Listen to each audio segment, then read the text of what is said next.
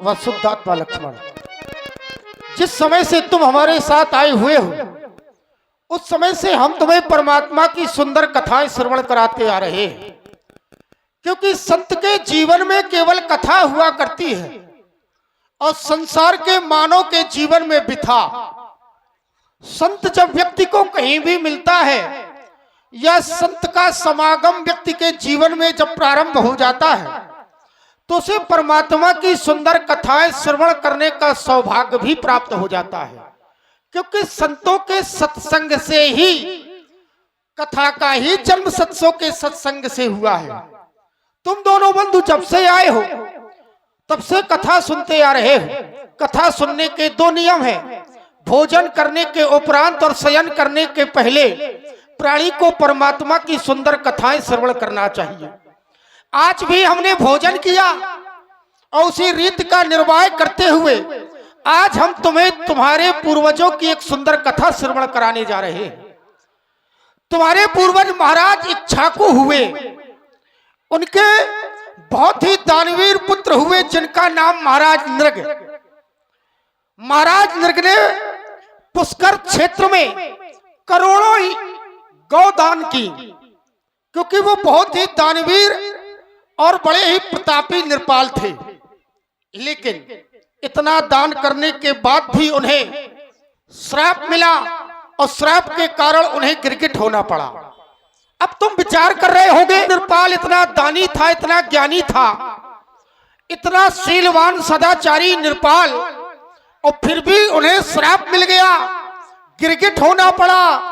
कोई ना कोई कारण तो अवश्य होगा। हाँ कुमारों, उसका एक विशेष कारण है। महाराज नृग गौ तो दान किया करते थे, लेकिन एक दिन एक ब्राह्मण की गौ जिसका नाम सबला था वह महाराज की गौशाला में आ गई और सेवकों को यह ज्ञात नहीं था। तो सेवकों ने उस गाय को पकड़कर गौशाला में बांध दिया, और जब गौशाला में बांध दिया तो वह गाय महाराज नृग के द्वारा एक ब्राह्मण को दान में दे दी गई। अब जिस ब्राह्मण की वह गाय थी उसे पता चला कि मेरी गाय तो महाराज के यहाँ पहुंच गई है, और महाराज ने उस गाय को दूसरे ब्राह्मण को दान में दे दिया। उन दोनों ब्राह्मणों में झगड़ा हो गया। उन्होंने कहा ये गाय मेरी है, जिसकी गाय थी उस गाय के मालिक ने कहा ये तो मेरी है। दूसरा ब्राह्मण बोला ये गाय तो मुझे महाराज नृग ने दान में दी है, अर्थात इस पे अधिकार मेरा है, अब मैं इसका स्वामी हूं। दोनों ब्राह्मणों में झगड़ा हो गया। जब झगड़ा हो गया तो महाराज नृग के पास पहुंचे। महाराज नृग ने कहा ये गाय मैं दान कर चुका हूं, और जब दान कर चुका हूं तो मैं इसके बदले में तुम्हें कई गायें दे सकता हूं। लेकिन उस ब्राह्मण ने कहा महाराज मुझे स्वयं अपनी ही गाय चाहिए। अब समस्या ये थी कि वह दान कर चुका था, और जिस ब्राह्मण को दान में दी वह ब्राह्मण कह रहा था मैं ये गाय वापस नहीं दूंगा, क्योंकि मैं ये दान में ले चुका हूं।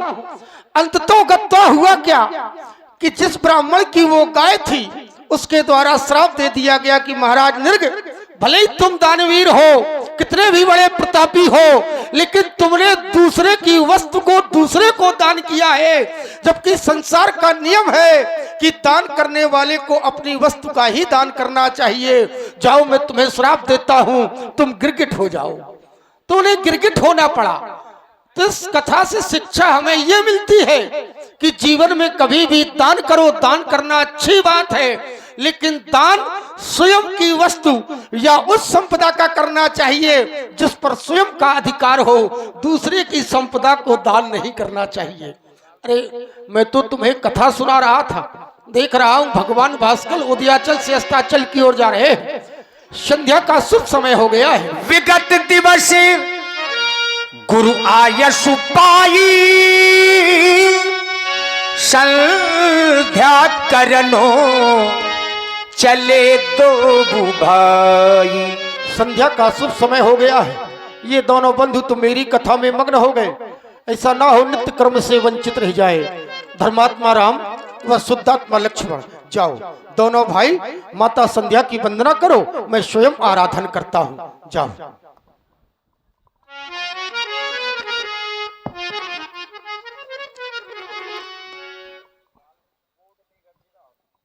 भैया लक्ष्मण